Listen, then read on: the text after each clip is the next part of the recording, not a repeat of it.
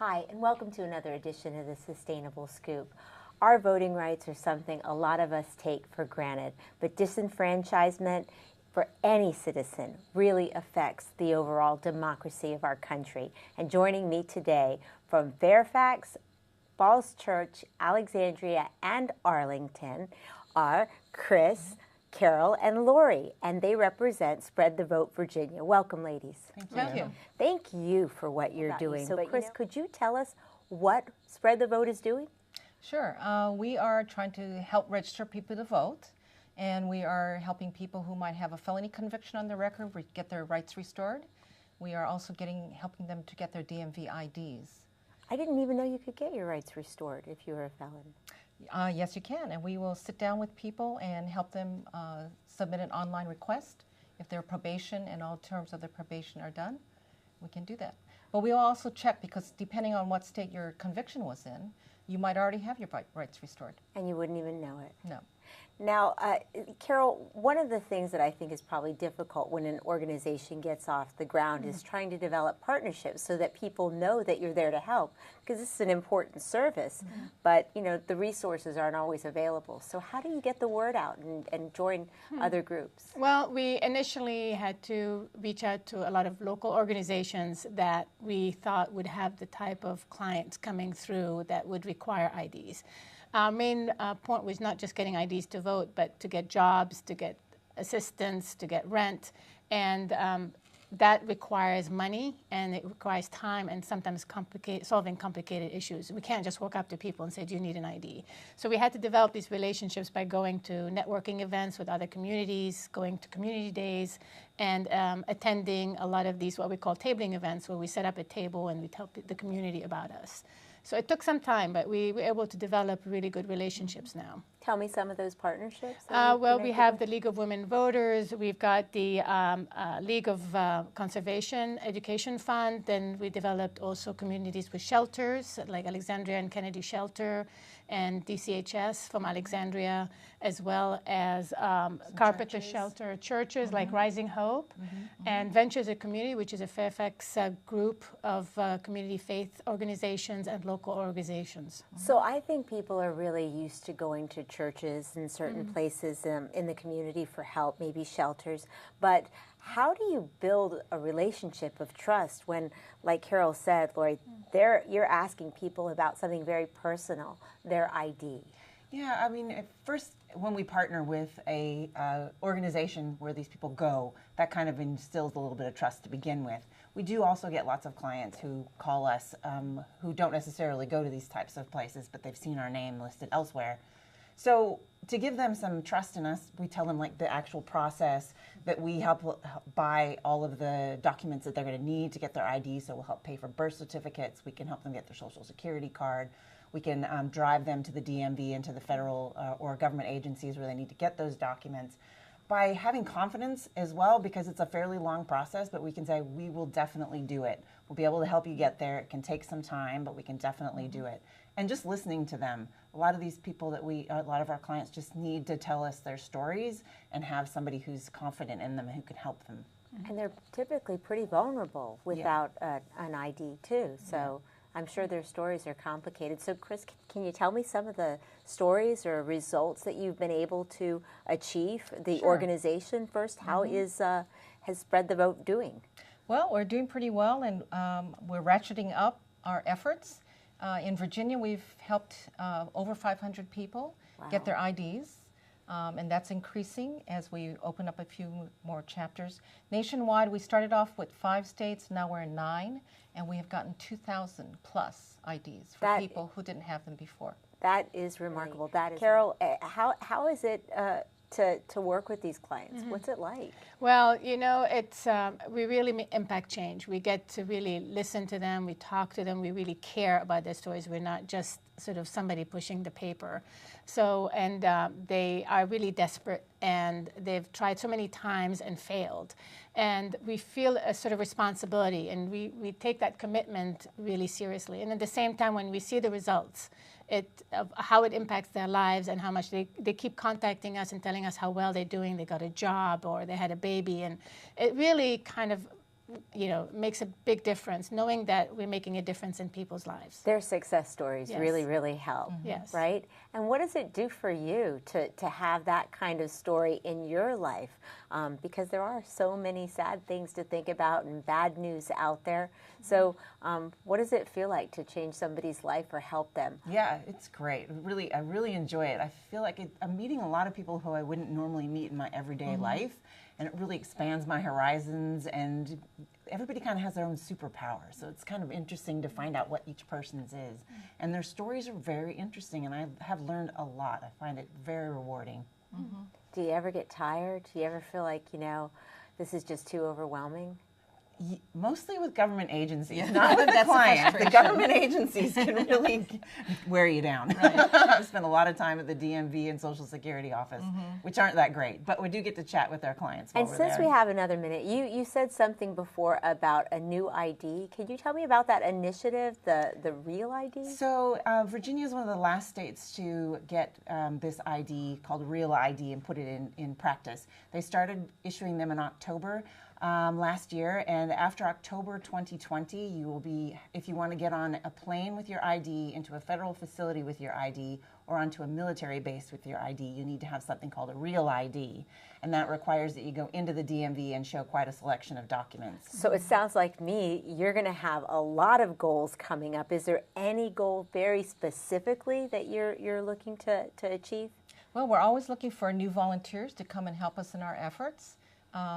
So anyone out there who might want to join us is welcome to. If they don't want to join you, they could write a check. They could. Yes, because you donations said- are always helpful. Yes, indeed. How much does it cost to get an ID? The average amount's about $40, but even some birth certificates cost between $70 and $80, and they can take quite a lot of time. And so sometimes we have to do that, as well as getting them some other documents. You might have to buy purchase a marriage certificate for someone. So if you can cost really a want to lot. help somebody, contributing could really change things for them. So how do Oh, people great. get in touch with you so that they can volunteer or help? Well, they can contact us by email, either the Arlington at spreadthevote.org, or ours is alexandria@spreadthevote.org, or they can go to the main website of projectid.org or spreadthevote.org. And from there, they can just submit the form, and they will be put together with the nearest chapter, because we like to work close to our clients. Well, aren't we so fortunate to have you in our area working for our friends and neighbors? You're like Nova's angels. Thank you. And you I very thank much. you for that. Continue your work, and I hope you'll come back to see us again. Be happy Thank you. to do that. Definitely will. Excellent. And I want to thank all of you for watching this edition of the Sustainable Scoop. I'm Miriam Gennari. Back to the news desk. And if you'd like to learn more about Spread the Vote Virginia and hear from their clients, please stay tuned. Hi, girl. Okay, so tell me, Anthony, so, how long have you been without an ID? It's been about, I guess, a few weeks now, 4 or 5 weeks. Yeah? And you lost it? Yeah, I lost it in a commute and a transaction. I was calling an Uber. I was also went back to 7-Eleven trying to find it, couldn't find it, and I was very frustrating. Yeah? So tell me what it's like to find out you've lost your ID. Not having your ID requires you to be like almost like you don't exist, especially when you have business to take care of financially, like the banks, housing, voting, how important it is to do that, and just participate in just everyday functions in life when you go somewhere and they require it. Yeah, and so how was it difficult for you to attempt to get one? It was difficult because at the time I'm in transition with housing situation. I checked myself into a shelter because I want to become independent and have my own place. And also with the Department of Human Services, you need these documentations in order to get any government programs nowadays. So Yeah. if you don't have that, you're kind of like lost without any kind of like documentation of who you are. Yeah. And today you got your ID? Yes, that's it. All right, how long have you been trying to get an ID? It's been 3 years. 3 years. What happened? I lost my birth certificate and my social security card, and so I had no proof to get my ID. Oh, and so how did you manage for 3 years? Hard. It was hard. I was not a person. And so you couldn't get a job? I couldn't get a job. I couldn't go to school. No doctor's appointments. Wow. it's hard to get anything done. Even to get a hotel room, I had to go through somebody else. And did you get like any of the services? Were you able to get any assistance? I got some assistance that they couldn't really deny me, but the assistance that, like actual insurance and food stamps and all that stuff, I needed my ID to get. So you weren't getting food stamps? I wasn't getting food stamps. Wow. So what was the problem about getting an ID in the past? The problem was that I couldn't ever get a birth certificate without having my ID, or a social security card without having my ID, but I needed both of those things to get my ID. So it was complicated. Right. And nobody told you how it can be done, and it costs a lot of money. Right. I figured, I could order it online, but they asked for photocopies of your ID, and I didn't even have a photocopy. Yeah. So how is it now that you have your ID, you got the receipt, you'll be getting your ID in the mail in a few days. How is that going to make a difference? Well, I'm going to go and fill out some job applications, and I have an appointment on Tuesday that I can go to now, and hopefully it'll be better for me and my baby that's coming. I'll have some stability. You're pregnant, right? So you can get prenatal care now? Right. And you couldn't get it without your ID? Right. That's what I've been waiting for, so. Good. I'm happy that we could help you out. I'm happy you did too. Having an ID means having your identity, and no one can take that away from you. Wonderful. Well, congratulations.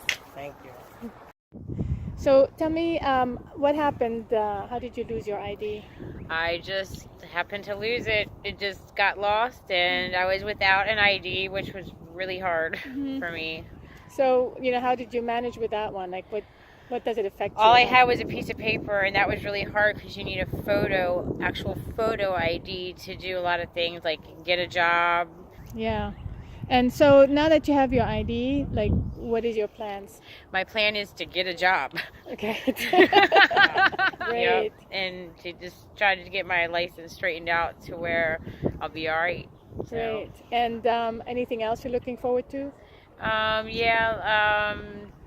Just not being homeless anymore. I'm trying to get on my own and become independent. So that's about it for right now. You're looking forward to vote? Oh, I'm definitely looking forward to vote, and I didn't realize how important it was until this past election. Here's John. He just got his ID. Congratulations. Thank you. So what does this mean to you? Well, it means that I can drive my car legally when I get one. Okay. And how long have you been without an ID? Well, actually, I had a Maryland ID, but I came here before to transfer it, and they told me I didn't have a social security card or a birth certificate, so therefore I couldn't transfer anything over to Virginia. So I've been out with a license. I've been using the Maryland license. It's been over 60 days, but we've been in and out of Virginia, so that wouldn't apply. It's kind of hard because we've been through a lot of different things ourselves. So when you come to get a social security card, you got to wait 2 weeks for that, and a birth certificate. And sometimes you can't get one without the other. So it's been very difficult. So are there any other challenges that you've had without having an ID or by lack of having an ID? Well, you can have a challenge if you have a police officer and you ain't got identification. They can hold you for 72 hours till they find out if you're John Doe or you who said you are. So, that could be a problem. Absolutely. A lot of other things is you can't go into a shelter. If you're homeless and you don't have identification, and your identification is even from Maryland, if you don't have one, what do you do? You can't come into Virginia because you're not a resident. See? So it takes a lot of burden from it. That's why there's a lot of homeless people, because they can't get a social security card, they can't get a birth certificate. Right. So that makes it difficult for all of them. Yeah. So that's what we're going to. So now that you have your ID, do you have any plans, anything special, or any things that you couldn't do before that you might do now? We get a house, an apartment, anything now. Perfect. Yes, sir. Perfect. Well, congratulations. That's all right. Bill me later. I got bill collectors.